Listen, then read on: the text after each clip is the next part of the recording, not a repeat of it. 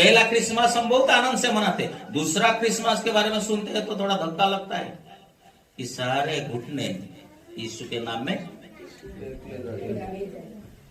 और एक जीत, आज जो भी नहीं मानते यीशु क्रिस्त है, मेरे को क्या करने का।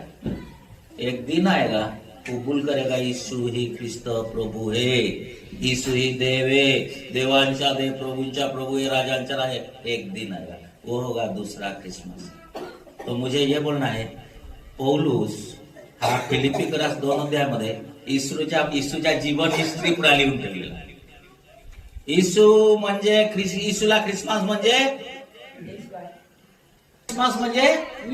निस्वार्थपण। किती लोक इच्छा आहे की मी स्वतःला आता तर बदललं पाहिजे, स्वार्थ केले पाहिजे। इथे सर्व पुढे मी हेच शिकतो की ख्रिसमस म्हणजे येशू ख्रिस्तानुसार नो सेल्फिशनेस, स्वार्थ